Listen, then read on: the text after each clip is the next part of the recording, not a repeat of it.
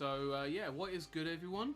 This is Lord Tenrai, and I'm going to be doing a tier list based on the current format for Rush Duel Links in February 2024. Because in the next 2 days, we're actually going to be getting maximum summons, and I assume that on like either the last day of February or the beginning of March, we're going to be getting a new main box for Duel Links as well, which is probably going to facilitate even more of the maximum summoning stuff that we've been seeing in all the leaks. You know, we've got Nail coming out in a couple days. We know that we're getting Harpy Lady Sisters, which is like one of the best decks in OCG Rush at the moment. Seeing like numerous top cuts, it's probably the best maximum monster at this moment in time. And basically, to commemorate what I assume will be a big shift in the meta, we're just gonna kind of give us like almost a retrospective review, if you will, of like what this current format has been like, and you know how the meta looks like now, right? And what I think are important factors in why the decks are as good as they are, right? Obviously, everything that I'm gonna say is like based on my own opinion. If you have any thoughts or insights that I might be missing and you want to discuss them with me, please drop a comment in the comment section below, or follow me on my Twitch, which you can find at twitch.tv/LordTenrai, which is quite ironic because I'm streaming on that right now. But yeah, you can find me there if you wish to see any more of my content in the future, or my streams in the future. But we're gonna get underway here. So like, as I'm sure you guys have noticed, the icons probably look a bit strange to you. Like, obviously there's Mystic Dealer, and then there's Dark Sorcerer, but then there's no Seven Rose Magician. So what does that mean? So I'm going to go through with you what all of the icons mean, because we're going to be going through the decks in the order that it is presented here on the screen, right? So, Mystic Dealer is spellcasters, right? That's what we're going to go with. We're going to go with spellcasters. The reason why is because spellcasters use Mystic Dealer as the way to facilitate graveyard population, to try and get as many attributes in the graveyard as possible, right? Outside of obviously battle, right? And mills. So obviously that's like, you know, that's going to be spellcaster. This is then going to be dragons with the Dragia symbol, right? This is going to be Dragon Casters with the Dark Sorcerer background. The Dark Sorcerer card, I should say. So this is Dragon Casters. Then moving on to Psychics. Then Yami Ruler. Beetle Down. Summon Skull is aggro. Yeah, I do know that Battle Dragon also uses Summon Skull. And obviously Force Raider uses Summon Skull. But we're going to go with that... Sorry. Force Raider is used in aggro, but we're just gonna go with the fact that, like, you know, Summon Skull is probably the most popular card in aggro, so we're gonna say that this is the aggro icon, followed by Volt Condor, followed by Noodle Ninja, Explosion Drive. This Diane Keto is gonna be the Cure Master aggro build for aggro. So yeah, so this is Cure Master aggro. Then you got Blue Formation. Then you got Royal Rebels Pure, Arise Dragons Pure. This is going to be weird because it's just Red Eyes, right? And obviously it's not good, but yeah, this is just going to be Red Eyes Pile. I don't know why Red Eyes is just by itself, but this is the tier list that we found. So, you know, and obviously I've tacked on a few images at the end, but yeah, it is what it is. I might not even include it in the tier list because it's just a nothing burger, right? You've got Tempest, which is like basically Bender Break. You've got Ace Breaker, Rider Cross, Dark Magician Shuffle, Beast Gear, which I will encompass, like, just for ease of use, I will encompass both the pure version of Beast Gear and the Magician Shuffle version of Beast Gear. This is going to be like the pure version of Aqua Aggro. And then obviously you've got Red Eyes Royal Rebel and Red Eyes Yami Ruler. So, yo, what are you saying, Zach? just going to be touching on a tier list discussion right now. I know you don't play Rush, but you know, if you enjoy it, just hang around and chat in it, basically. So yeah, we're gonna go straight into the tier list now. First things first, spellcasters. I'm gonna put them in tier 1. I don't think it's the best deck in the game, which I will allude to later, but this deck got a huge buff with the structure deck. Basically, I think that the power ceiling for this deck is like, in terms of getting the most amount of damage on the board, obviously this is the highest. 7 Rose Magician is going to be a very important card going into maximum summoning. It's going to be able to actually get over maximum summons depending on how many attributes you have in the graveyard.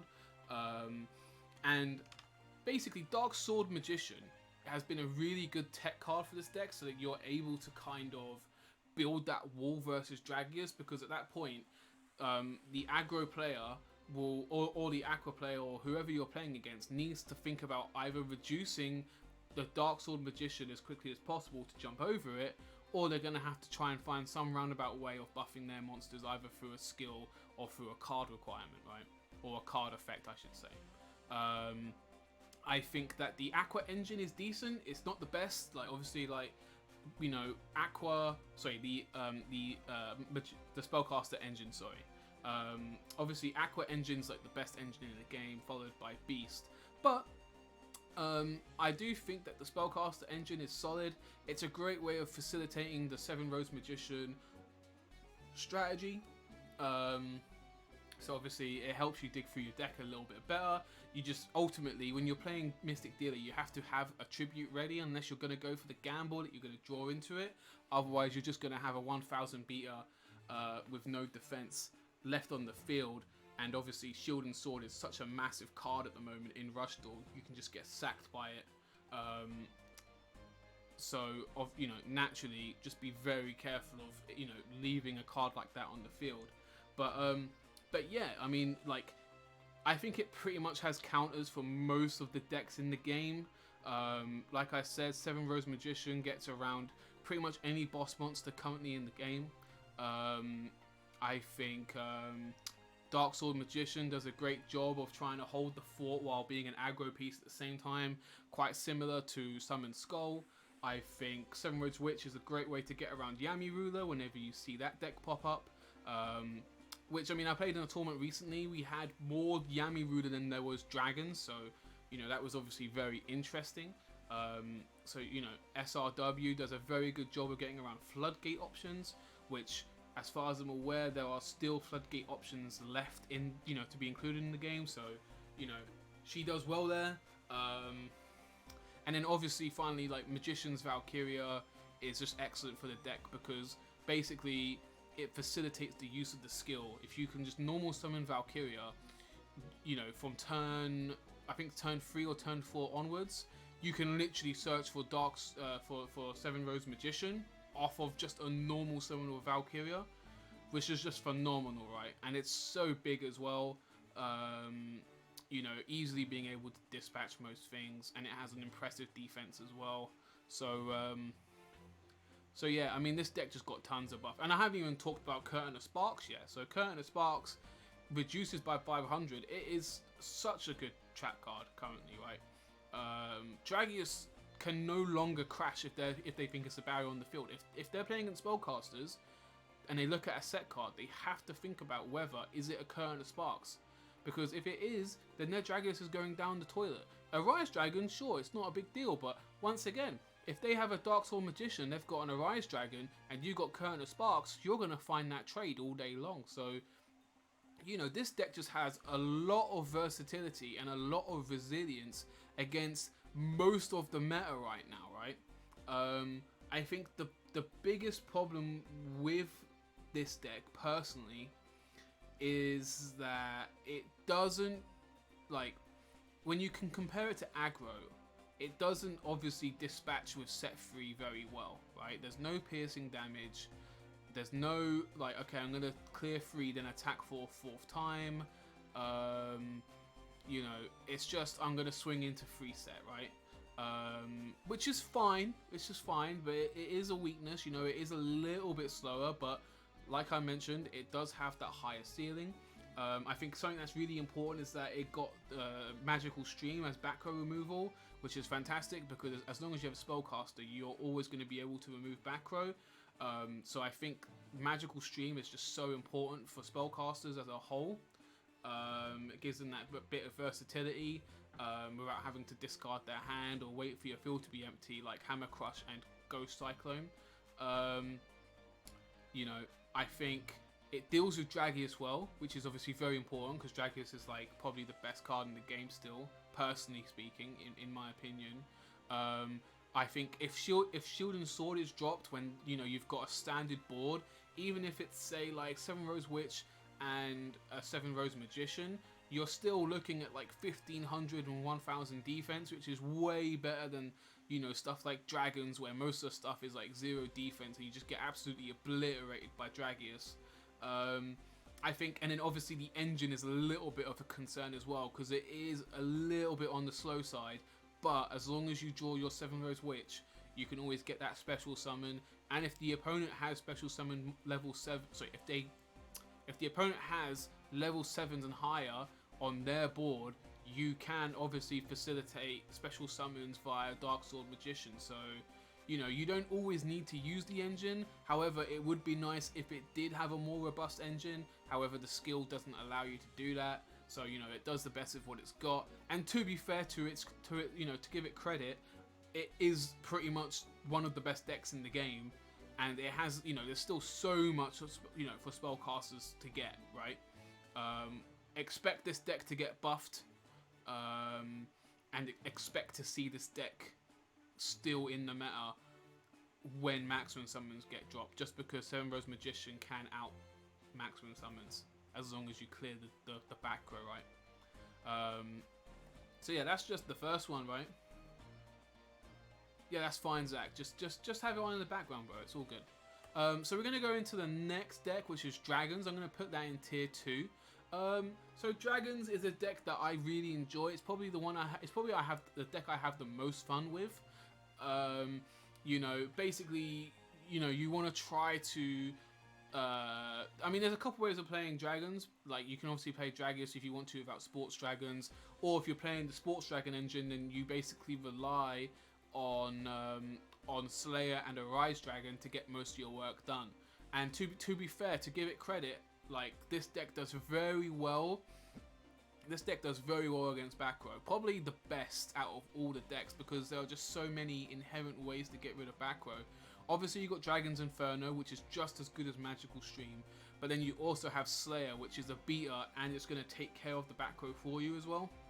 Which is just so important in a meta like this where, you know, you could be seeing lots of barriers. And quite frankly, if they've got, for example, a Dragius on their field and there's a barrier there, then obviously, unless you have a Rise Dragon, that Slayer is going to get taken out, and that's just going to ruin all of your momentum. So, you know, I think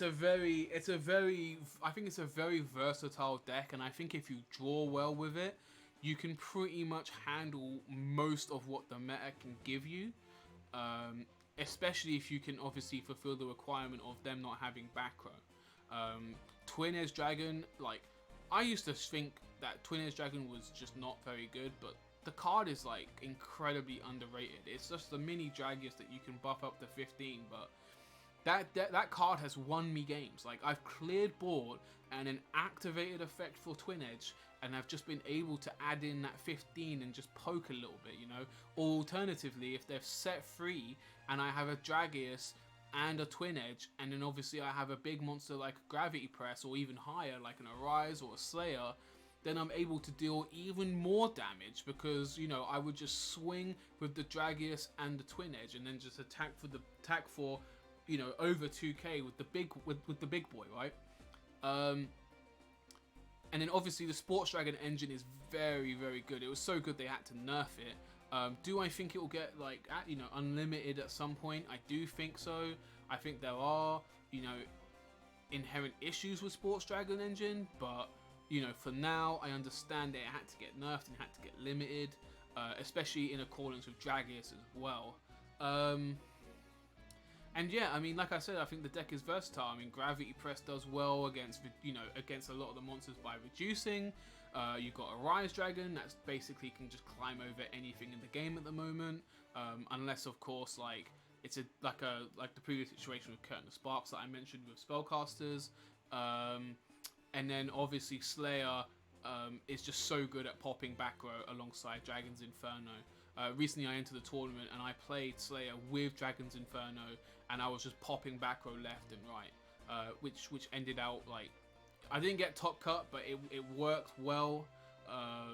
You know, especially in playtesting, I had a lot of success in playtesting on ranked, so it's definitely a concept I'm looking to use more in the future. Which I mean, I'll talk about that as well. But anyway, the questions that need to be asked, right? So, does this deck do well against set 3? If you have Twin Edge, yes. If you don't, not particularly. You're just going to clear board, just like spellcasters. But if you are drawing Twin Edge, yeah, you're going to do well versus set 3, as long as you can take out any of the back row that the opponent might have with Slayer or Inferno. The deck doesn't really do that well versus Dragius. Like, everything is lower than Dragius, so you basically have to hope and pray that your barrier is live. If it's not, you're probably going to get found out and you're going to probably get your board removed. But thankfully, you can recover quite well as long as you can get access to your sports dragons. This deck crumbles to Shield and Sword. It absolutely crumbles. If you see that card in an aggro build, or you see that card in an aqua build, or anything like that, you're sweating buckets because you know a lot of damage is coming your way and you could see lethal. The skill Dragonic Resonance is absolutely cracked. The fact that you can still activate the skill after your turn is done is ludicrous. I would not be surprised if they normalize the skill in accordance with Disco Fever later on, so that if the turn is over, then obviously, you know, if you're still sitting on that Gravity Press, for example, then you can't just, you know, activate skill immediately, right? Especially when there are so many ways of activating the skill anyway, right? And then, like the engines themselves, so Dragonic Resonance, unfortunately, you can't use any other engines because it's just restricted to dragons only. However, I think the Sports Dragon engine is a solid engine. I'm not going to say it's the best engine on the planet because there is heavy restrictions to it in terms of levels. And if we were playing, like, you know, physical card games without skills, yes, the Sports Dragon engine is not great. But in this version of this version of Dragons in Duel Links, I think it's a very solid engine. It's definitely not as good as Aqua or Beast, but I actually think it might even be a little bit better than just drawing your 1/0s with Mystic Dealer. So, you know, there's always that. And obviously, what's it, the Red Eyes engine as well, where, you know, you're collecting from the graveyard. I think that, I mean, that one is just a bit different. That helps with breaking boards. Sports Dragons help with setting up boards, similar to Mystic Dealer if they draw the correct cards. So yeah, so I'm gonna put it in tier 2. I think it's a very solid deck. I think you can take it to tournaments and potentially do well. Just depends if you draw, you know, if you draw well, because you can obviously brick with this deck kind of hard, and then you're just setting up free, and then you set free until you can start playing the game basically. But yeah, overall, I think this deck is solid, and you know, will we see it versus Maximum Summons? In its current state, no, you will not see it against Maximum Summons, but there are lots of Dragon cards that we can get that will help us take out Maximum monsters. I'm hoping we get Shock Dragon. That makes perfect sense to me, but we just have to wait and see for either late February, or I should like late February or March. So, you know, just keep an eye out for Shock Dragon or anything else that will help keep this deck meta relevant. So next we're gonna go Dragon Casters, right? So Dragon Casters is gonna go in tier 2. I actually think Dragon Casters, although it's not good right now, I think it will be the meta relevant way of playing aggro in the near future, because of naturally Seven Rose Magician being included in the aggro lineup. So instead of a Rise Dragon being there, you're going to take out a Rise Dragon and you're going to put in Seven Rose Magician, and you're going to play it alongside Dragius and basically you will use Seven Rose Magician to get over maximums, and you'll use your Dragius to clear boards. In theory, this does well. Obviously, the problem is, which engine do we use? Chances are you're probably going to be forced to use the Spellcaster engine. If you try and split the spellcaster engine with either an aqua engine or a beast engine, you kind of get found out a little bit, because you know, you might draw pieces to one puzzle but you won't get the pieces to the other, and then your graveyard isn't full enough yet so that you can get over stuff. So chances are we'll just see in the future the spellcaster engine solely for being able to facilitate the power scaling in Seven Rose Magician. However, like, obviously it can use any engine it wants because it uses the skill Hammer Crush Deal, which is a very, very good skill in my opinion. And yeah, it's just versatile, right? Because spellcasters are versatile, and you know, it's effectively the main engine and the main archetype that we use. We just add Dragius so that we can clear boards. You know, I think that there is a precedent for this deck to become the relevant way of playing aggro in the near future. Could I be wrong? I mean, I'm actually going to go away and say I'm probably wrong, but at the moment, like, you know, it's just my head turning its gears. However, I would say that it's going to be, by the end of this video, it's going to be in the lower end of tier 2, because there's no reason to play this version of aggro when you have the other aggro available, right? You know, does it do well against set 3? If you have Dragius, yes, it does well against set 3. Does it do well against Dragius? It does do well against Dragius. But you have to have Seven Rose Magician to do well against Dragius. It does relatively okay against Shield and Sword. I think they both go down to 15. Everything else is probably going to go to 0, so obviously be careful of that. Hammer Crush Deal is a good skill. Like, you can't go wrong with Hammer Crush Deal. I think it's a very solid skill. I used to think it was the best skill in the game because it's just an upstart for board removal. You know, there are arguments where it's like it's not the best skill in the game, because you know, you've got like Dragonic Resonance, you've got Axel Road, stuff like that, but it is up there with the best skills in the game for sure. And then the biggest problem is how well it can utilize engines. The thing is, it can utilize engines very well, but depending on how you want to play Seven Rose Magician, it will just clash with the engines. Like, if you just want to be able to get Seven Rose Magician out on the field, that's absolutely fine, but depending on your graveyard, you're only going to see 27. You might even see 29, and at that point, you know, you're looking at getting taken out by a barrier.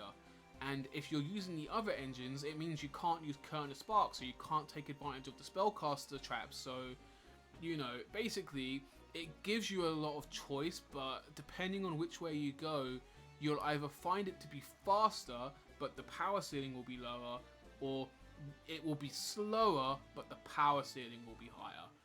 And like I said, I think in the near future, we might see this deck pop up in the maximum meta, because obviously we'll see Seven Rose Magician be the out for some maximum monsters, depending on how many attributes are in the graveyard. So yeah, just keep an eye on the Dragon Casters deck. I think I'm going to give it a go when maximums drop, after obviously testing out maximums and all the other new stuff. But yeah, just watch your space really. I'm going to give it a go. I could 100% be wrong, but you know, we'll see. We'll see. Next we're going to go Psychics. I think we're going to put them in tier 3. I think the problem... How's it going, Sailor Venus? Yes, Rush still has a meta, surprisingly. Yeah. You can hear about it if you want. Anyway. Psychics in tier 3. So, I think the biggest problem with Psychics is that really the power ceiling behind this card, like behind the deck, like the real crux behind the deck is hidden behind a skill. The fact that we haven't got Esperate as a card is really damaging, because it means that they are really stuck for board removal. And the issue is that because of the inherent nature of the deck, you're constantly losing life points all the time. You have to be so good at controlling the pace of the duel, so that when you do strike, you know that the opponent is dead, right? Because if you miss lethal and you're at like round about 2,000 life or less, all it takes is one Dragius and you're in big trouble. One Shield and Sword and you're in big trouble. So you know, I think Psychics, I think they probably have the least amount of love right now. I think we should be having more copies of Romanpic. I think that we should have an Esperade. But, you know, at the very, very least, there are lots of opportunities for Psychics to get buffed. And I think Psychics are probably one of the most likely decks to get a big buff in the new box so that they can compete with Maximum Summons. And I think if any deck can compete with Maximum Summons as a concept, that currently might not be able to, I think it is going to be Psychics. It just honestly depends on what they get in the upcoming box. But yeah, basically you need to be an expert driver to be able to drive this deck to success. You have to manipulate the duel in such a fashion that, you know, every time, you know, you're playing against someone, you know, when you're activating Hangry Roman, you're activating it at the right time, and that you are setting up the OT, well, not necessarily the OTK, but you are setting up for a ton of damage by sheer board removal and then huge damage output thanks to Esperade and Prima Katana effectively. And obviously, Romic and Roller as well, right? I think, or was it Giftaris? One of the two. They also help out a lot as well. So they're going to go in tier 3 for now. I mean, in theory, you know, they do well versus Dragius because they can climb over it. And in theory, they do well versus set 3 if Esperade is live. But you have to have the low life point count to make Esperade live to begin with. And if you use the skill, I believe on the turn that you use the skill to add Esperade, you can't attack directly anyway. So, you know, that makes things a little bit difficult. The deck kind of doesn't do well versus Shield and Sword. The skill is good, but we shouldn't have to wait for Esperade behind the skill. It's just, and Romanpic, like, we shouldn't have to wait for that. And then frankly, the engine is a bit, like, Romanpic is a sick engine, yeah. Like, Romanpic can really get Psychics going. It can get quite degenerate, but the fact that we only have one Romanpic in the deck and that we have to use the skill to get the second just means that we're missing out on how much we are seeing Romanpic. So yeah, so I think there's a lot of room for improvement, and I think it can get there. And I think depending on what we see, this deck could definitely shoot up to tier 2 in the near future when summons come out, max summons come out. But at the moment, it's gonna have to go tier 3. I would probably say it's the upper end of tier 3 because the power ceiling is high. However, it's just a very, very hard deck to use, and yeah, it struggles versus certain board states, and I think it also kind of has difficult matchups sometimes as well. I mean, aggro doesn't do it any favors. Spellcasters don't do it any favors. So yeah. Anyway, next deck. Oh, you can play Mimi. Well, don't worry, I'll be getting to Mimi later. Mimi's very, very good if you play Aqua only. We're going to go into Yami Ruler next. So Yami Ruler's going to go tier 2. I think it is going to go higher than Dragon Casters, so it's going to go there. Ultimately, I think Yami Ruler, we haven't seen it a lot, right? But in theory, it meets all the criteria, right? Like, you know, it might not do well against set 3, but you can pierce damage with Piercing Samurai, which ends up being in your favor when you go against a set 3 scenario. It recovers relatively well from Shield and Sword. I mean, Yami Ruler itself has 25-25 for its stat line, and Kime Ruler has 25-20, which is fantastic, right? Like, you're not gonna get absolutely battered by Dragius when they drop a Shield and Sword. And you know, I think the big, and it can deal with Dragius as well. Like, all it takes is for you to use the skill to set the Dragius to defense, and you don't even have to worry about a barrier anymore. So I think that there are parts about this deck that, in theory, they are very, very good for the current meta. But the problem is the engine is just not good. Like, obviously you can use well, I say the engine's not good. You can use the Aqua engine, but there's no synergy with the rest of the deck. It is simply just getting your tributes out on the field, and the tributes are just not good enough, frankly, right? Like, Yami Ruler, fine, yeah, you're floodgating your opponent for one turn, but you have to make the most out of that one turn. You have to hope that you're drawing Piercing Samurai so you can start getting the ball rolling and start taking out life points. You have to hope that you start drawing Kimi Ruler so you can swing over the top for 25. And this deck doesn't really run a lot of back row removal other than obviously running triple of the trap, Dark Ruler Battle Slash, but that forces the opponent to attack into you, so that doesn't really help you in the long run, because if you're going to try and swing for 25 raw with Kime Ruler, because you can't take out back row unless you play Ghost Cyclone, for example, which is the only viable card I can think of in this deck to use as back row removal, because you don't want to empty your hand too much, otherwise you can't get your board presence started. You know, you're potentially running into a widespread, which is just going to ruin the game. You're just going to die. Like, even if it takes a Dragius to do an attack into a set that you might have, and then to crash into Yami Ruler, and then obviously do, like, for example, 1500 Gazelles to deal 3k, that's not in your favor. That's not a good spot for you to be in. Especially if all you're going to do in the next turn is Yami Ruler set pass because you didn't draw Nandez. So, you know, I think that there are problems with the deck. I think that if we get the Talismanic Warriors, like we've been hinted at in the Gavin drops, I think that will help the deck partially, because then you have an in-engine archetype way of, you know, gaining, you know, getting your 2 cards to tribute. But not only that, if you get what's his name, Minatame, the fox one, the fox talisman, right? You're grabbing Yami Ruler, you're grabbing Kime Ruler, yeah? And then you can start setting up your board again, which is just fantastic, right? So, I think that there is potential for the deck to get buffed.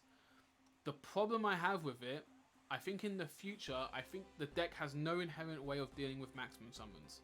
So, I think that this is one of the first decks that might fall to maximum summons, where it just doesn't have a viable way of stopping maximum summons. Because the problem with maximum summons is that, yeah, you might summon Yami Ruler, and yeah, they might not be able to summon level 7s or, you know, like tribute summoning, right? But a maximum summon is a special summon, and they will maximum summon over a Yami Ruler, yeah? And if that happens, it doesn't matter how many times you set Yami Ruler, they're just going to take out your board. So I think this is going to be the first deck to fall to maximum summons. I hope I'm wrong. I like the deck. I like the skill. I think Dark Arts of Clarity is an excellent skill. But yeah, ultimately, I'm going to bang it in the middle of tier 2 right now. I think by the end of the video, it will probably still be in the middle of tier 2. I think it does well against certain scenarios. Like, in theory, this should obviously do well against stuff like aggro. It should do stuff, you know, and I think there are certain scenarios where it does. But at the same time, you have to draw Yami Rulers, and then you have to be able to capitalize on them. And there's too many what ifs to make the deck consistently good, you know, to really make it viable, right? And outside of Umegumi, there isn't many ways of reducing the enemy's monsters' stats, which is obviously very important in Rushdall. So yeah, so I'm gonna put it in the middle of tier 2 right now. It's definitely not a bad deck. I think it's a good deck, actually. I just think that there are certain scenarios that make it hard. It's awkward, right? Because like I said, you know, Piercing Samurai means that it can do well versus set 3, for example. It can do well against Dragius because it can just stop Dragius from even coming out. And the stat line for Yami Ruler forces it to crash sometimes. It does well versus Shield and Sword. And the skill is good. And the engine, it can use the Aqua engine. It literally can use it, right? It can also use the Beast engine if it really wanted to. But it just kind of, like, the power ceiling is just not high enough where you can threaten the other decks, in my opinion, right? So that's why I'm not going to put it above Dragons right now.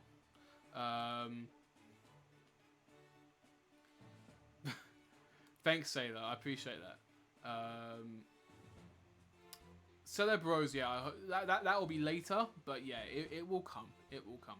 We're going to go on to Beetle Down. I'm not going to spend too much time on the bad decks. This is a bad deck.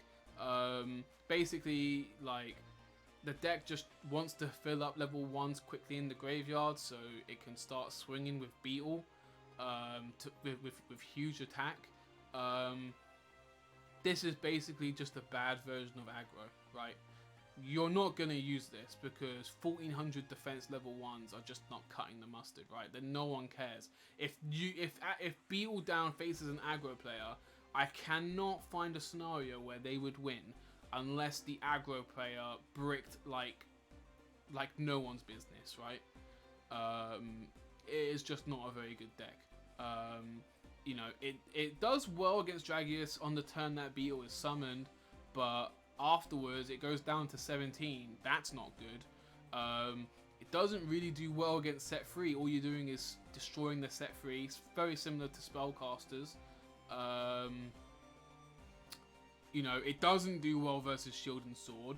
The skill that is commonly used is tribute increase or tribute attack, where you buff Beetlejuice. Sorry, Beetlejuice. You buff Beetle Down. You know, you buff the attack of that up. But it doesn't matter because like you basically have to have they have to have a face-up monster on the field. If they're just setting, then it doesn't matter. And then it doesn't really utilize a good engine as far as I'm aware, because there's no good level 1 engine in the game other than the Red Eye stuff. So the deck is just not very good, to be honest with you. I'm just gonna continue. Aggro is, in my opinion, it's the best deck right now. This deck has been winning tournaments left, right, and center. Even though Spellcasters is so good now, and you know there are other decks that are rivaling it. Aggro is just cleaning up tournaments. There's lots of versatility in the aggro lineup. I've seen people start to use Force Raider. Obviously, Barrel Dragon has been in the mix for a while now as well. I think Summon Skull is still the most popular one to go for because you can effectively use it like a wall, very similar to what I was talking about with Dark Sword Magician earlier. But yeah, man, like aggro is just so solid.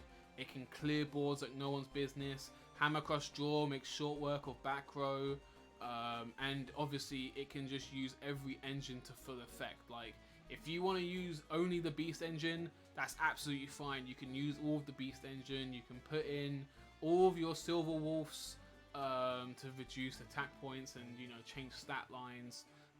If you want to go Aqua, that's you can also do that. Most people use both. And some of them don't even use Silver Wolf. They just use normal Beast monsters so they can facilitate their 2 tributes, and then they'll leave the stat alterations to stuff like Speedy Performer or Light or Sanctity, Light Sorcerer Sanctity, and stuff like that, or even Thunder if you want to go old school. There is no bad option in terms of stat reduction. Basically, as long as you're drawing your Dragius and you're drawing your Rise Dragon and you're clearing the board well, you should be winning the game 9 times out of 10. Unless you're me, of course, because very recently I lost 10 games in a row with aggro, and I actually tried to play well and I just got bodied, but that is beside the points, my friend. It does very well against set 3. It does well versus Dragius because, if you use a Rise, you can go over it, and if you use Barrel Dragon, you can pop it.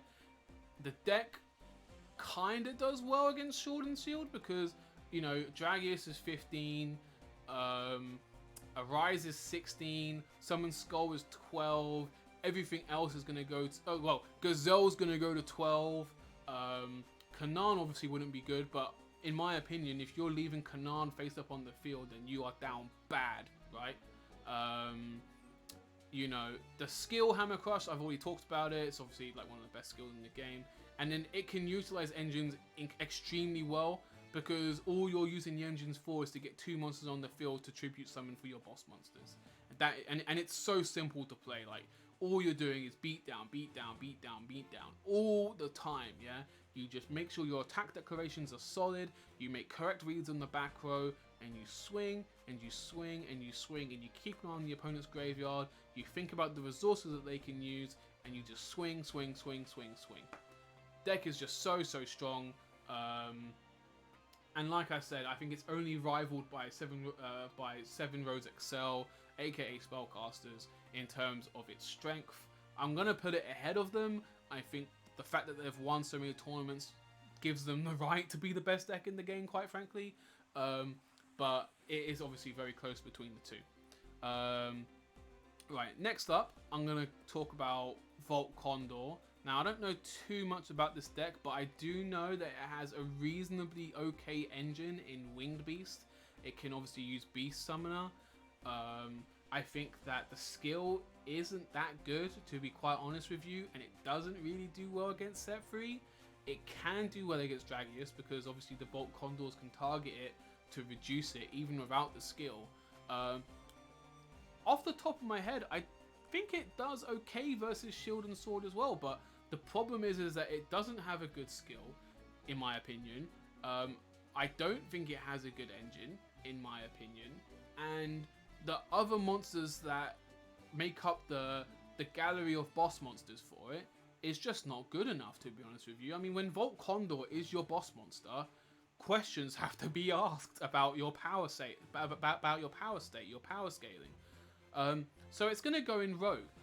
Do I think it's the best deck in Rogue? Maybe. We'll go into the other Rogue decks later, but yeah, it's going to go in Rogue. I think you can get King of Games with it. I mean, we've seen it get King of Games on Duel Links meta. I just don't think it's any better than Rogue, frankly. Noodle Ninja, I'm actually going to say is in bad. It basically uses no engine. I think the power scaling can get quite high. It can obviously wall a little bit with Cerberus. Do I play a lot of Rush? I play a lot of Rush. I actually played in the tournament yesterday, Rush Duel Grand Prix. Unfortunately, I didn't do as good in Rush Duel Grand Prix 15 than I did in 14. I got like joint 22nd or something, but the previous tournament I got 4th place. So I like to think I know what I'm talking about. But yeah, I play a lot of Rush. Thank you, Sailor Venus. My favorite Sailor, by the way. Anyway, moving on. Yeah, I don't think it has a good engine. I think it can wall with Cerberus, but obviously that's not the point of the deck. The skill is just a boost. It's not fantastic. It doesn't... I think it does okay against Shield and Sword, but it doesn't do well against Dragius, and it doesn't really do well versus set free.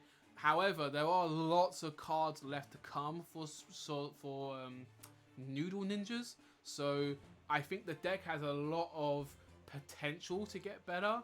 I don't think it's going to become amazing, but there are still so many cards to come for it, right? Like, we're still missing a lot of the Noodle Arts spell cards that we're missing, and obviously the deck gets so much better when fusions come as well, but I think for Rush Duel, I don't think we'll be seeing this deck getting any good for quite a while. In theory, they can get as big as Maximum Monsters, but, you know, it just depends on whether we get the necessary buffs to the archetype that we might need to start seeing them come out a little bit more. But even if we do start seeing them come out, the skill is just not that good.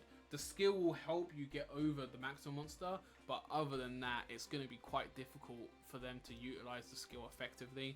It's going to go in bad, but it's going to go above Beetledown. Next, we got Explosion Drive. This deck is also bad.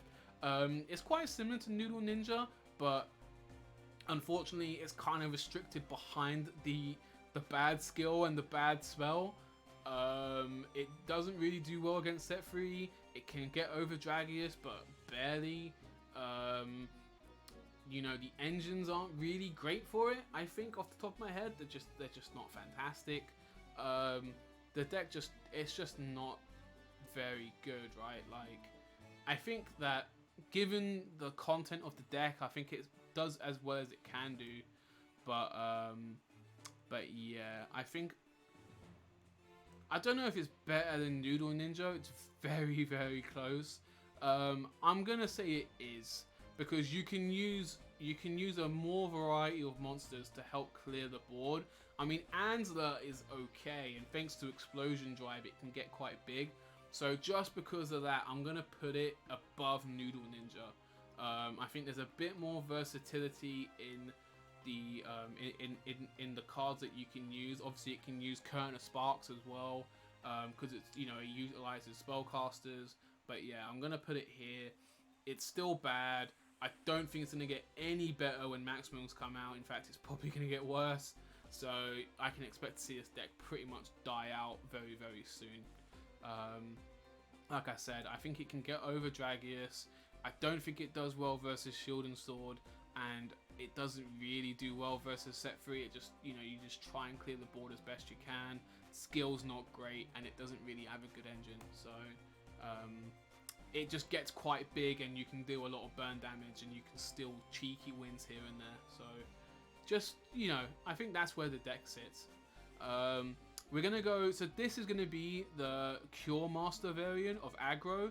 That's gonna go behind Dragon Casters, I think. So I think the Aqua Aggro version, sorry, the Cure Master aggro is decent. It's, you know, it's aggro, and you can't go wrong with aggro. However, plus 1000 and shuffling in a Seahorse Carrier and a Diane Keto is just not cutting the mustard, right? I mean, it's okay, but you can facilitate that with just a barrier, right? And frankly, if you're playing like Dragius and a Rise Dragon, then, you know, you are probably going to get the barrier to work anyway if they play another Dragius or Barrel Dragon or anything that's just within range for the barrier to work, right? In this version of the deck, you're kind of forced to play Prima, so the Prima can buff the Diane Keto to get over everything else, otherwise it forces Crash, right? So I think that because of that, it's kind of forced to play Prima, where I think nowadays, updated aggro lists, they actually don't use Prima. They don't have to use Prima. They can just start swinging with a Rise, and they don't have to worry about stuff like that. The only thing they have to worry about is spellcasters and Current of Sparks when they start playing like that, right? And that depends on the target that they're swinging into. So, you know, I'm gonna say that it's in the tail end of tier 2. However, it's still a relatively competent deck. It can definitely get you cogged. I think it does well versus Set 3 because obviously it plays Dragius, and it can do well against Dragius. It's just that you need to be able to have Prima and Diane Keto, and that is not, or Prima and Dragius. And Prima and Dragius is like a combination of absolute mass destruction. Prima and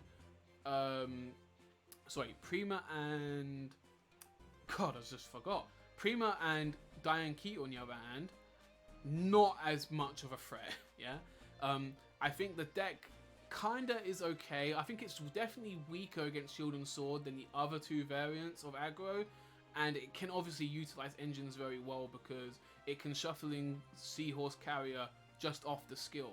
So obviously it uses the Aqua engine quite well, and obviously it uses Hammer Crush as well. So Hammer Crush deal. So the skill is obviously right there for it.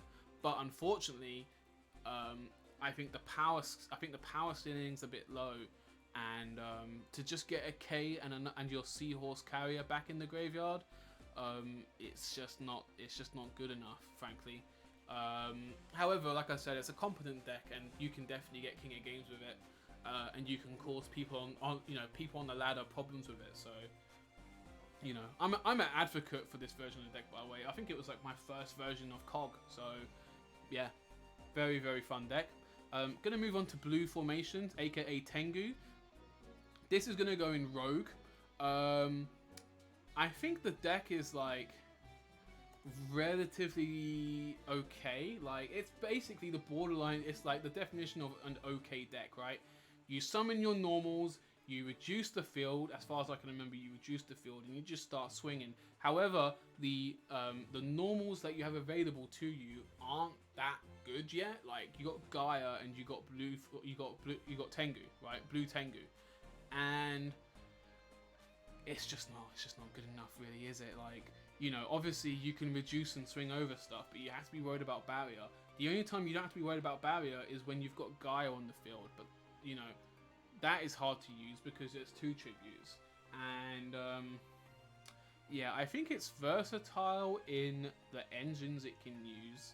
I mean, this is probably the deck I know least about, if I'm being completely honest with you.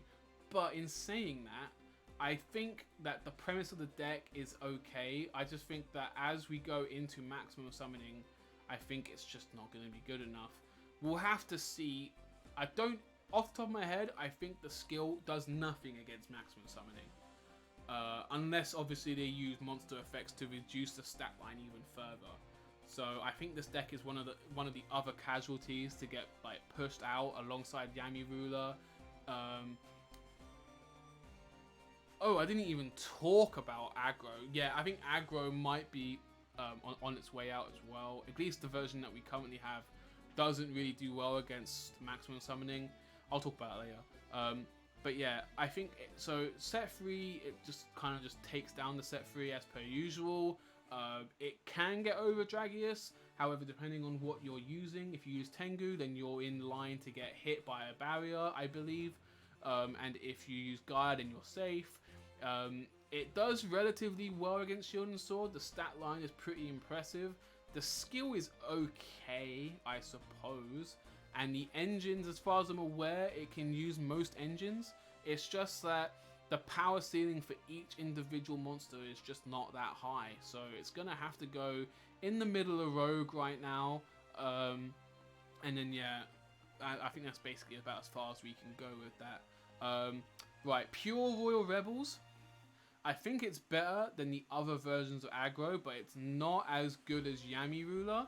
So it's probably going to go right here. The problem with this deck is that this deck crumbled to Shield and Sword, right? This deck probably does the worst out of every single deck in the game against Shield and Sword. This deck gets absolutely bodied by Shield and Sword. If they see it drop, everything is quivering in its boots, yeah? So that definitely didn't help. It does kind of okay against Dragius because obviously, you know, heavy metal's 25, but everything else is basically, oh, and obviously summon Skull as well, but everything else is lower. So if it's a growl on the field, then, you know, unfortunately a barrier just can't save you. However, if Arise is on the field, then nothing can save them from the Arise Dragon. So yeah, it's kind of got a little bit of a problem. It really hurts this deck as well when it runs into trap cards. I think it's a very volatile deck. However, because of the effects of the Royal Rebels, you can sack people very, very quickly with it. If they don't pay attention to their monster lineup and they don't put a weak monster on the end so that heavy metal doesn't utilize the effect very well, or should I say a level, right? It has to be a level. Then, you know, the opponent can get bodied very, very quickly unless they draw a widespread. And I mean, from today, like, we got some pretty good support coming up for it. Like, we're going to be getting Arena, you know, sometime in March, which is fantastic for the deck, quite frankly. So yeah, I think it's going to sit right in the middle. It doesn't do well versus set 3. I think it probably does the worst, like, out of all the tier 2 decks. Not because it can't clear set 3. Obviously, it can clear set 3. But there are no effects that it can take advantage of when taking out set 3. Like, there's nothing it can do. It can't do Pierce. It can't draw. It's just going to summon 3 and then swing with 3. And then it's as simple as that. It crumbles to Shield and Sword. It, you know, potentially it doesn't do well against Dragius if Growl's on the field. The skills are okay. It depends on the coin flip, right? And that's never really, you know, that's not ideal. One version of the skill is like way better than the other. And then the engine that it can utilize is obviously very limited. It basically uses the Fiend engine, which is hardly an engine, but it gives you access to King's Court, which is a fantastic trap card, if I'm being honest with you. So yeah, so it's going to go right in the middle of tier 2. It's a very, very solid deck, but obviously losing out to Yami Ruler. We're gonna go into a Rise, and I'm actually gonna say that a Rise is probably just behind them. Maybe it's very close between the two, but but a Rise Dragon has so many bad matchups now, in my opinion. Like, Spellcasters is tough, Acro is tough, Aggro is tough. I would even argue that its cousin Dragons can make it tough, right? It does well versus Yami Ruler, but also, depending on the board state, it doesn't do well against Heavy Metal, because, you know, if they get Heavy Metal in the field and they're popping a Clear Ice Dragon, or a Blaze Dragon, because it can, obviously, as long as it's the level, they both match the level, they can choose what they want to go for, so that doesn't help either. So it's going to go right here. I think it does well against Dragius, because obviously it can get over Dragius, but obviously if it's swinging with Blaze Dragon, it has to be careful of barrier. It can set well, obviously, you can set Clear Ice on turn 1 and get 1600 defense, then nothing, unless they're Tribute Summoning swinging over it, is going to be able to get over it, right? I don't think it does particularly well versus set 3, especially given the fact that usually boards end with 2 monsters rather than 3, because of, like, you know, obviously Tribute Summoning for a Rise, normal summoning, and then, you know, summoning the last monster, which is normally a 1 tribute dragon. That's not particularly good. However, I think the deck kind of does well against Shield and Sword. It's just Blaze Dragon gets absolutely bodied by it. I think the skill is solid. Obviously, milling is really important, but that also brings along another problem, that if you draw poorly, like you're drawing multiple 1 tribute monsters in the hand, you're slowed right down. And in this current state of meta, when you've got dragons and spellcasters breathing down your neck, you can't really afford to be slow. You want to be taking out their board and putting pressure on, you know, on them swinging. So, you know, with stuff like barrier. So, you know, that is obviously difficult to talk about as well. You know, in terms of the engines it can utilize, it can pretty much utilize the Aqua engine in its entirety. I think it can also utilize the Beast engine in its entirety. It's just without Gazelle. However, you know, the problem is that it just doesn't. It, like, the 1 tribute monsters, just their stat lines are just not high enough, and a lot of the time they can just get beaten over by a Summon Skull, and that's not really a selling point for the deck, because, you know, you don't want to lose to a Summon Skull. Like, you could potentially lose to a Kanan if you have no barrier. A Kanan boosted by Disco Fever can get over it, and no one wants to see that, right?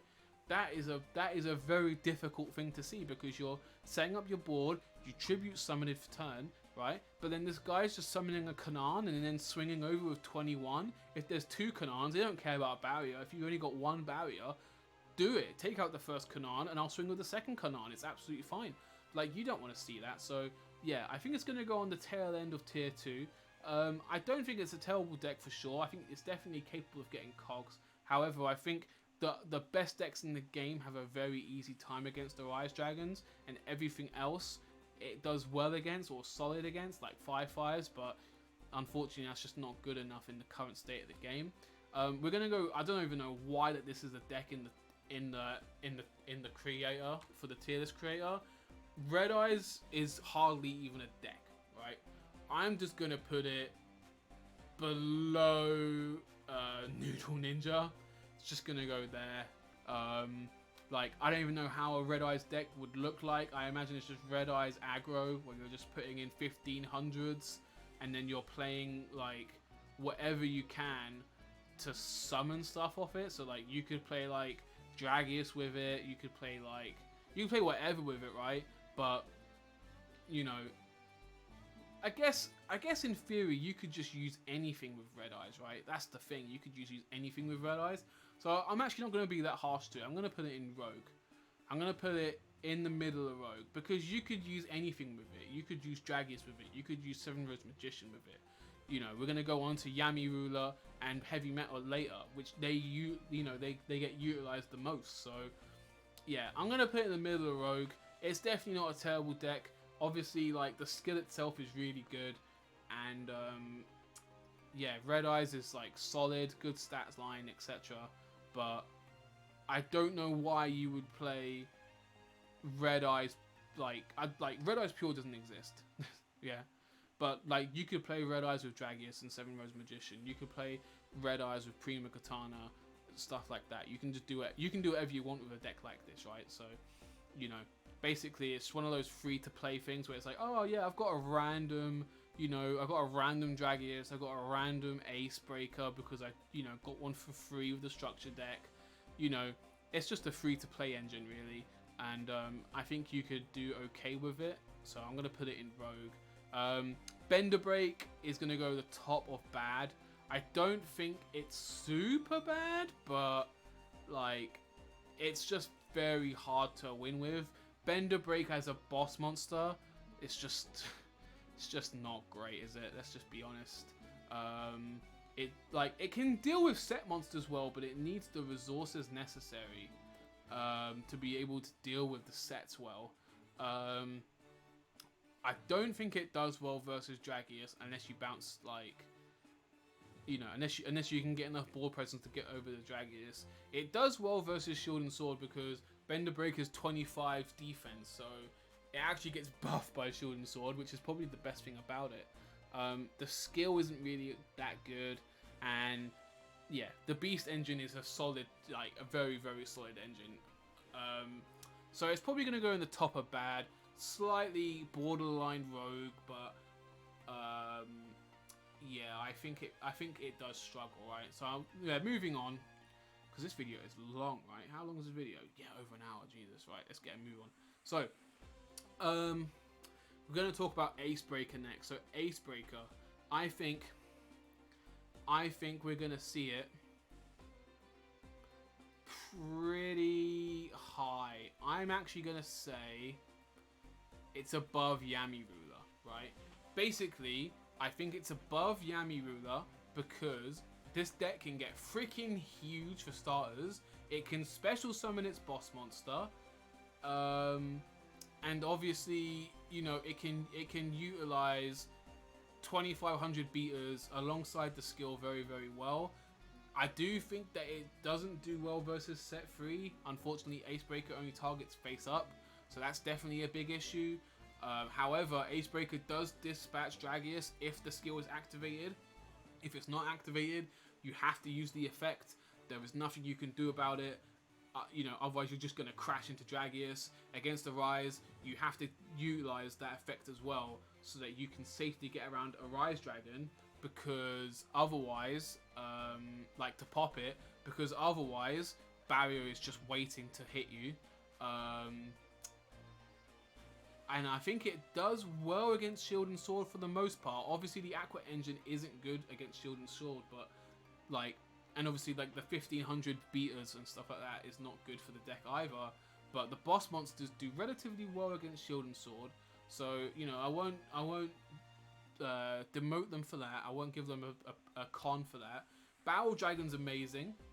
So Barrel Dragon's like a key point in this discussion. I think it's a very, very good legend card, and I think it utilizes Barrel Dragon very well. So that's obviously really important. I think the skill is okay, trading in a level 7 so that you can search your East Eagle. You search for your Eagle is obviously very important because you get your buff then 3500. And yeah, like I said, it utilizes the Aqua engine relatively well because the aim of the deck is to just get your tribute out there and start popping stuff or getting huge. So yeah, it's gonna go in tier 2. I think what's stopping it is in-engine back row destruction. I think that's a bit of an issue for it. If they don't summon off Eagle, then they have to really struggle and use a lot of resources to try and clear boss monsters. And it doesn't do well versus set 3. And to be honest, it doesn't really do that well versus Dragius if you normal summon it. You have to use it does well versus Dragius if you have the resources to use it, or if you get the summon conditioning to get it up to 35. But outside of that, it kind of struggles against Dragius, and to a lesser extent, it struggles with Arise if there's back row on their field. So it's going to go here. I do think it's better than Yami Ruler though, because of the ability to be able to special summon onto the field. That is like very, very important in this meta so that you can get around Yami Ruler and make that matchup a bit easier for yourself. But yeah, that is basically the nature of that deck. Rider Cross is going to go in Rogue. I think, is it the best deck in Rogue?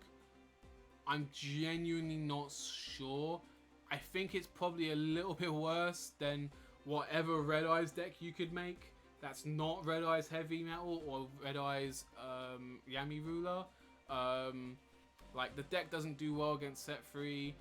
It can get over Dragius, but it's a bit difficult. It doesn't really reduce the stat line that much. It can build the board quickly, but to what cost, right? Like, basically, we don't have enough warriors yet to be used in the deck like this, where they can be used well. So they're just not great. I mean, we don't even have Hero of the Dusk yet, right? We only have the Dawn, so, you know. And we ain't got Daybreak Warrior or anything like that, so it's not... It's basically, we're playing with half a deck, right? And the skill is just an atrocity. The fact you can't use the skill more than once per door is just... It's just a profanity, right? Embarrassment. So it's gonna go there. I mean, I think the engine is okay. You can obviously use the spellcaster engine to like get drawing into your key combo pieces, and you know the deck does okay against Shield and Sword, but it doesn't. It's not fantastic. And the biggest problem is the stat lines. The stat lines are just not good. However, what I will say is that the deck really struggles to brick. Like, for whatever reason, like everything being like a 1 tribute that special summons the other monster, that special summons the other monster, like it all rolls very well together, but the stat lines is what's the issue, and Rightful Magic is just not good enough to carry the deck. So it's gonna go in the middle of Rogue for now, but there is an opportunity for the deck to get a bit better. Dark Magician is gonna go above Dragons. It's gonna go here, top end of tier 2 at this present moment in time. I think that having 25 walls is excellent, right? Like, you know, you're putting so much pressure when you put a Dark Magician girl on the field. As long as like they don't have a way to get boosted massively, Curtain of Sparks is always a threat for the crash. And that crash is always in your favor and not theirs, because DMG is only a 1 tribute, right? If you're playing Summon Skull, that's another 1 tribute, right? Like, there's lots of ways. If you're playing Dark Sword Magician, that's a special summon if they've got a level 7. So there's loads of ways to force crashes, and you can actually use crashes very well in a deck like this to just start swinging and taking out lots of boss monsters. And if that doesn't work, you can just sit on Curtain of Sparks and wait for them to come to you. Obviously, with the deck as well, you can play Dark Magic Attack, which is fantastic because you just take out all of their back row. So if you don't want to play Ghost Cyclone or Hammer Crush and you want to play it a bit more recklessly, but you get a lot more reward out of it, you have that versatility in back row removal. Obviously, the deck can also use Seven Rose Magician very, very well as well. So yeah, overall, this deck is like very, very good. It's basically very, very similar to Spellcasters, except you're running the Dark Magician Girl stuff, which, you know, unfortunately, it's not as good as Seven Road Witch, getting around Yami Ruler and special summoning and stuff like that. But you get around Yami Ruler by just summoning DMG anyway, because it's 25-22. What is the Yami Ruler going to do? They have to summon an Umegumi and swing over it. So, you know, and that's not that common. Or put it in defense and then swing over it, and hopefully you have a Piercing Samurai to deal 300 damage to it, or, you know, to swing with something else. So, it's not, yeah, it's just a very, very solid deck. Like, it's slowly come together, and I think that this is like a Cinderella story where this skill that was kind of like once like a little bit of a meme, this skill is actually very good now because the Spellcaster card pool is just so good now. So yeah, you know, does it do well versus set 3? Not really. I mean, if you're using Shining Shaman, that's the thing as well with Spellcasters and with Magician Shuffle. If you play Shining Shaman, then 1500 beaters can just swing directly, which obviously is very, very good. That doesn't necessarily mean it does well against set 3, but it means that you can score lethal if you have it in the hand. It does well against Dragius because of Curtain of Sparks and because you're setting up walls of 25, which Dragius does not like dealing with. It does well with Shield and Sword as well because if you Shield and Sword a DMG, it's going down to 22, not 17, so you're not even losing that much damage for getting punished with a Shield and Sword. The skill is just so solid. Like basically, you just throw Dark Magician in the graveyard as quickly as possible, so you don't brick. Like that's fantastic, right? Don't get me wrong though, the deck still bricks, but it bricks a hell of a lot less than you think it would. Like DMG, obviously one tribute monster. That's such an easy requirement to fulfill in rush dueling when you're drawing, between 3 and 5 cards a turn. And then the engines. I mean, really, I think it can utilize most engines. I don't think there's a restriction, but it mostly is going to use the Spellcaster engine, which is okay, but it's just to facilitate 7 Rose Magician and to draw into the boss monsters with like Mystic Dealer and stuff like that. So I think it can use Seahorse Carrier off the top of my head. I believe it can do, but yeah. So I'm gonna say it utilizes engines well as well. So yeah, it's gonna go in the top of tier 2. I think that it's very, very solid. I think that as long as you can tailor this deck so that you have lots of attributes in the graveyard, you can do well against maximum summoning in the next meta as well. So yeah, keep an eye out for Shuffle Magician. Like this is like a very, very strong deck. Shout outs to Whistlebird, who did very, very well with Shuffle Magician as well. Speaking of Shuffle Magician, we're going to talk about Beast Gear.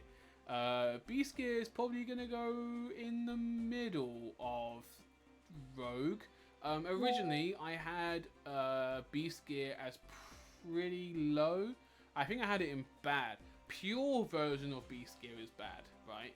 But Beast Gear with Shuffle Magician gives you that little bit of extra versatility that the skill gives you, so that you have your your 2500 beaters with DMG, and that you can use them to set up the wall, so that you can facilitate your Kongs, facilitate your Lionos or Lyagon, right? So that you can obviously like start popping shit and start dealing massive damage over stuff with the Beast Gear stuff. Obviously, it uses a good engine in the Beast Gear engine. In the Beast engine. So yeah, I think, just to touch on my earlier point, apologies. Yeah, Shuffle Magician can use every engine, so it uses engines well. I did say that, didn't I? Yeah. So anyway, Beast Gear, yeah, so it uses engines well, and obviously it can use the skill. I wouldn't say it uses it as well as Shuffle Magician, because there's no synergy. There's no, like, there is synergy, but there's no natural synergy between the archetype, right? I think the deck does well against Shield and Sword. I don't know about Lyagon. I know the Kong is like 1700, so it does relatively okay. Obviously the Dragius is a bit of an issue, because Dragius goes over all of the 2 tribute Beast Gears, and I think it does pretty well against set 3. It just has to meet the requirements necessary for the Beast Gears to pop off. It's just that getting them to pop off is hard, because you have to have Beast on the field, and you don't want Beast on the field.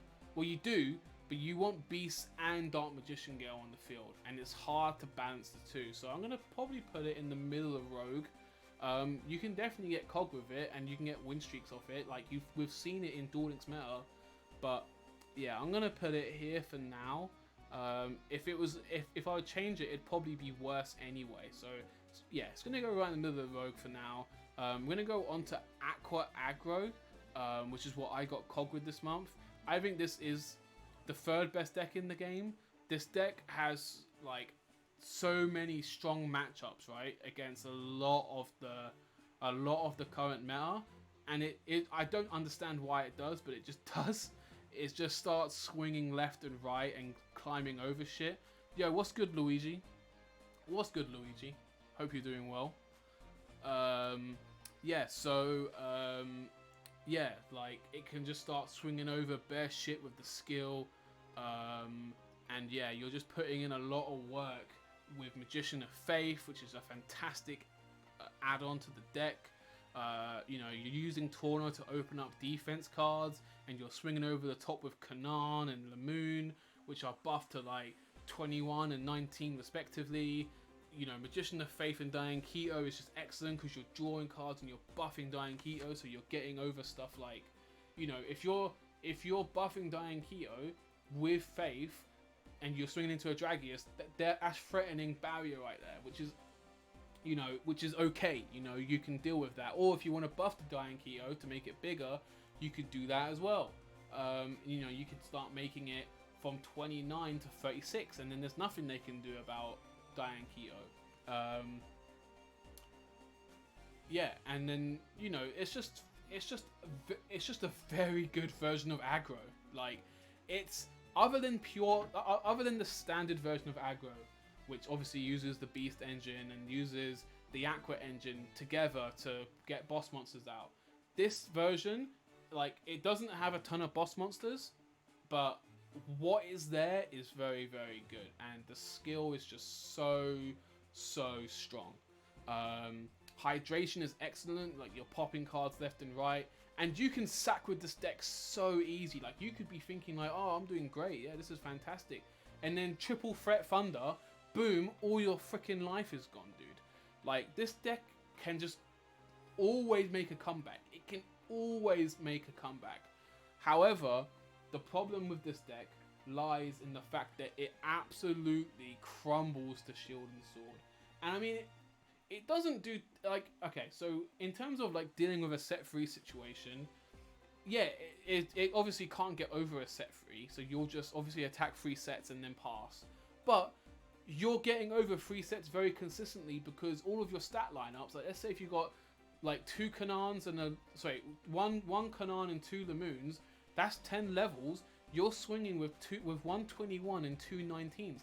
There's nothing they can really do about that. So, you know, you're swinging very comfortably into their set monsters, and you're just clearing boards all the time, and they're having to play catch up.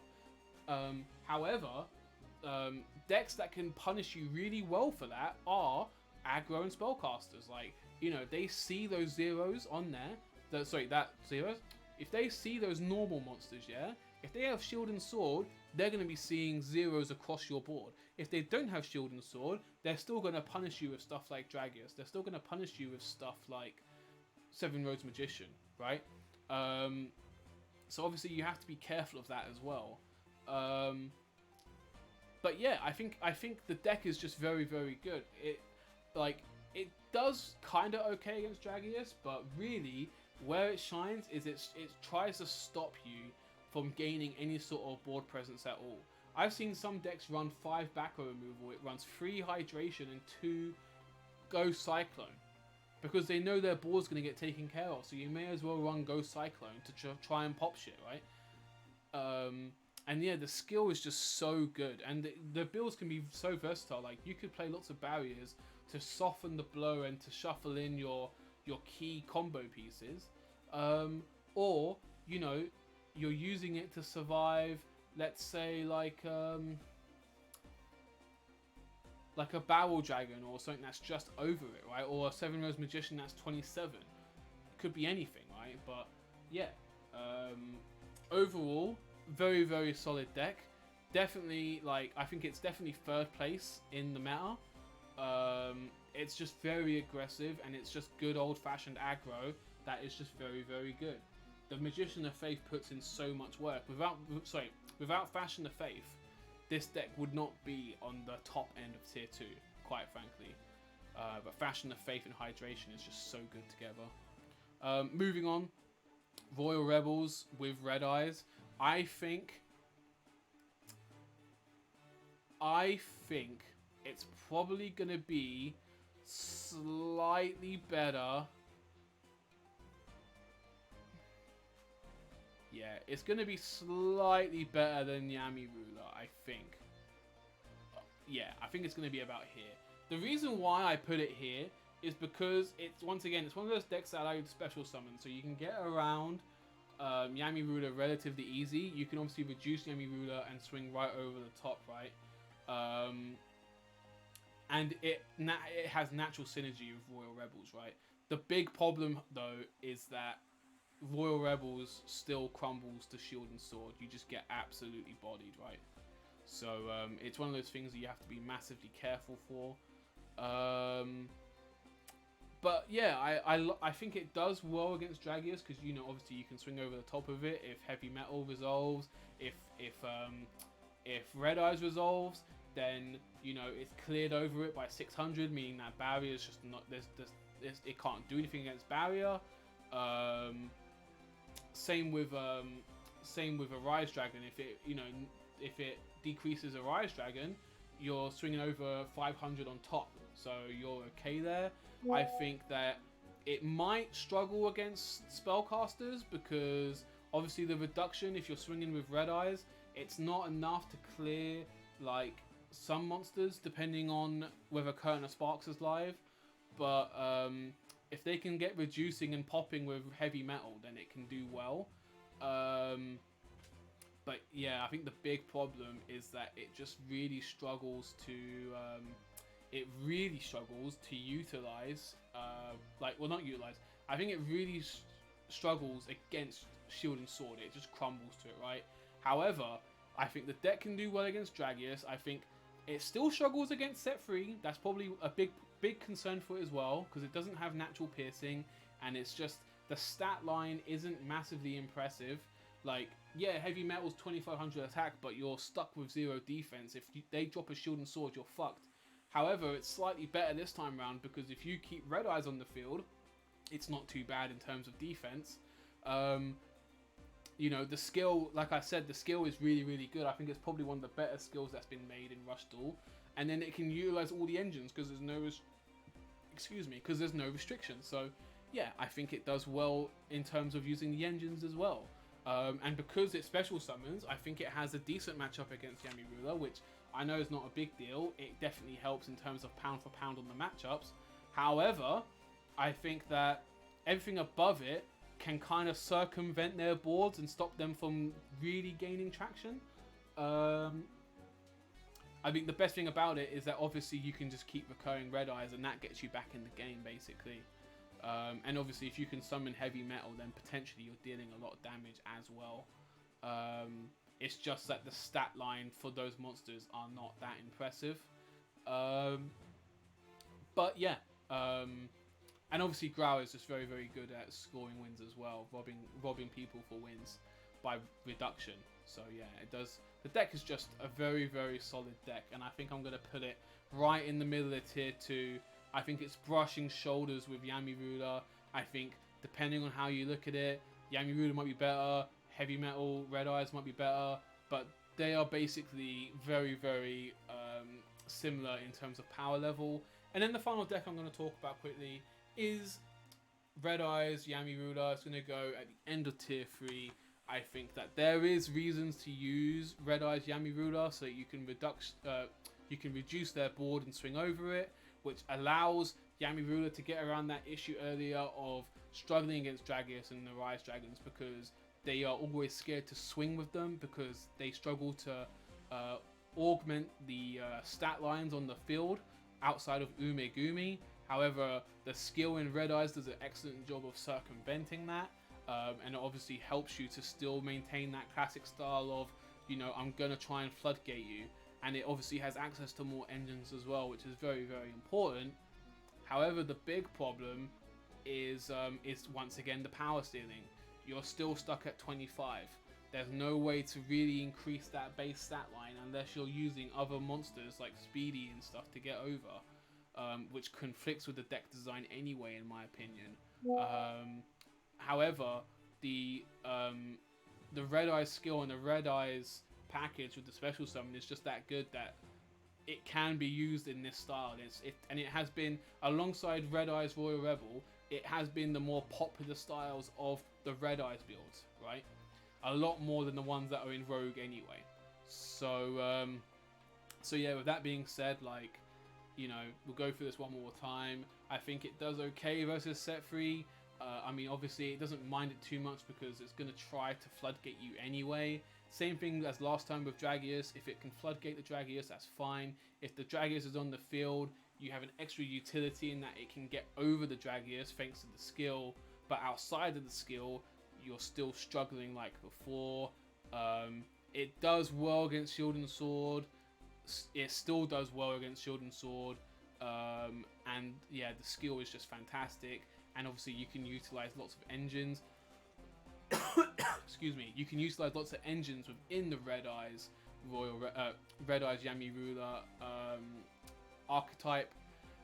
It's just that once again, power ceiling is a cause for concern, and it's probably the defining weak point of the deck. However, in terms of overall utility, I would say it has more utility than the standard Yami Ruler deck list, but it struggles a little bit in terms of like, you know, making the most out of stuff like, you know, utilizing Kime Rulers and Ume Gumis and Piercing Samurais and stuff like that. So I think it's going to go on the arse end of tier 3. And then yeah, that is essentially it really in terms of the meta as it stands right now. I think this is what it looks like, and I think a lot of these decks, you know, there are cause for concerns for, you know, if they'll make it. I think like stuff like Spellcasters will make it as long as Seven Rose Magician is live. It can always make it. I think stuff like aggro will need to tweak. Stuff like Yami Ruler and Aqua is just going to struggle massively, right? Like with Aqua, I think the only way for them to get over a maximum summon is if they summon Diane Keto, then they activate Magician of Faith twice, and if they've summoned Diane Keto by using a normal Aqua monster, to then use the skill to buff it from 33 to 4k, and then it can get over it. And that's if they don't have Curtain of Sparks, right? So yeah, so I think that there are some decks that are really gonna struggle coming into the next meta, such as Aqua, such as Yami Ruler, such as the current version of aggro. However, you know, the card pool allows us to, you know, augment our decks in a way for us to get over that massive threshold of damage of stat line that maximum summons have. And who knows, the box may have lots of things in store for us that allow us to get over maximum monsters, right? Because we are potentially on the eve of a maximum meta, right? Where a lot of the good stuff, such as Harpies, a lot of the good maximums, such as Harpies, are concurrent in the meta. And even if they're not concurrent in the meta, all it takes is for one person to play a maximum monster in a Swiss bracket or in ranked, and your entire win streak or your win record, depending if you're in a tournament or not, could be out the window. Because if you're playing Aqua or Yami Ruler and you're playing against a maximum monster, you're going to find it very, very difficult to score the win. You're basically hoping that they cannot get the maximum monster on the board in the first place, you know, unless you have a way of clearing it. So yeah, it depends on the stuff that we get. Obviously, if they give us Dark Hole, that is going to be very, very stupid, but it is a way to circumvent maximum summoning. But yeah, I mean, even with that being said, there are still plenty of monsters that can still get around those issues as well, like Ace Breaker if necessary. You know, it could pop Magnum Overlord or a Drago. It wouldn't be able to pop Harpies though, but you could also just swing into it, you know, and force the crash. That might work out. Yeah, like I said, Seven Rose Magician is very, very important for all the spellcaster builds. You'll probably see it in the Mac Breaker build as well, if I'm being completely honest with you, to get around maximum summons. Royal Rebels can just decrease and swing over the top depending on what the target is. Oh, well, actually, if it's against a maximum summon, it wouldn't be able to do that if Harpies is on the field, but otherwise, I think you can use Heavy Metal to actually take out the maximum monster and then swing for game, so that will be funny. Yeah, Rise Dragons is going to struggle real hard, and then yeah, everything else is as I've discussed. But yeah, that is basically the discussion for the tier list, for my tier list anyway, for Rush Duels, just to kind of conclude this meta. It's been a long time coming. frankly, like, I've still enjoyed Rush Duel. I know we haven't had a lot of content for it, but it has been fun playing Rush Duel even now. I've really enjoyed the last few tournaments that I've been able to enter. Shoutouts to Grand Harrier for the continued support of the Rush Duel scene. And yeah, I hope to see you guys all on the ladder in the next couple days. I'm hoping to get King of Games pretty quickly in March. So keep an eye out for that. But I will be waiting for the main box, so you know, obviously just wait out for that. And yeah, this is Lord Tenrai signing off. You know, it's the end of an era, and now we're coming into maximum summonings. Maybe a maximum meta, and I'm all for it. So with that being said, take care, everyone. Peace. Enjoy your journey. Enjoy your day, and thank you for bearing with me on this one. Take it easy.